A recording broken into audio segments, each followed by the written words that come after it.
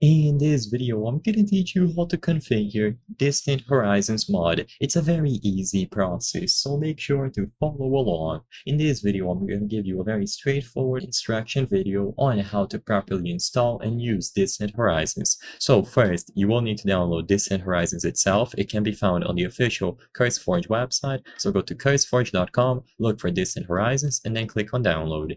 Now you have to choose the appropriate version that you will be playing on, and then one of these mod loaders, Fabric, Forge, and NeoForge. Essentially, the instructions are going to be the same, but depending on the mod loader that you use, you will have to download them separately. So for this video, I'm going to choose Fabric as the example. You click download file, and you will receive a file like this one. Now you have to download the mod loader, like I said. For Fabric, you go to fabricmc.net, you choose the option to download, and you will be able to get it here for Windows or the Universal Jar.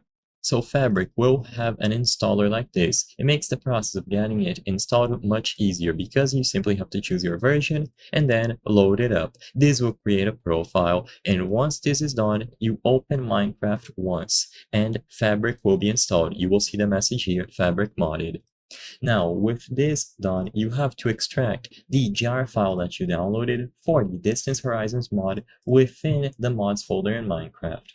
So all that you have to do here is grab the Distant Horizons jar file that you downloaded, like this, go over to App Data, go to Minecraft, inside of mods, and then just drag and drop it here.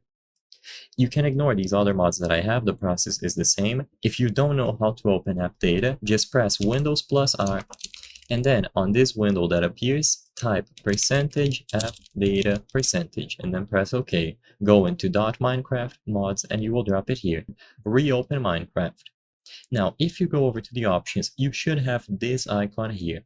This icon is related to Distant Horizons. I'm going to give you a brief overview, but I'm not going to go super into detail. So when you load in, it's going to take a long time for everything to load up properly. Because you are going to be rendering a lot of chunks, you have to give your PC a lot of time. Just make sure that this is enabled, and then you can control the distance. These are going to be the most important options. You can change the quality, where higher quality will make those new chunks even better to look at, so more detailed.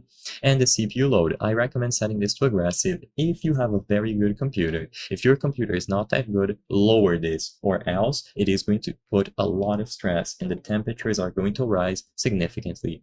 These options can be left unenabled for cloud rendering and distant generation. Now, I'm not going to go cover every single advanced option, but you can take a look here if you prefer. They are very intuitive. But the point is, with this done, you simply have to wait. As you can clearly notice, the chunks are going and going, and I don't have to do anything. This first load of the mod takes a while, so you just have to wait until everything is loaded, and after it is, you will be able to see very far into the distance. I recommend using a mod like Sodium to make sure that you get the best FPS possible, although that isn't necessary. And if you want to disable this mod at any point, you simply have to turn this to false, and you can clearly notice the difference here briefly. I hope I was able to help you on how to configure Distant Horizons mod. If this video helped you, please be sure to leave a like and subscribe for more very easy tips. Thank you for watching.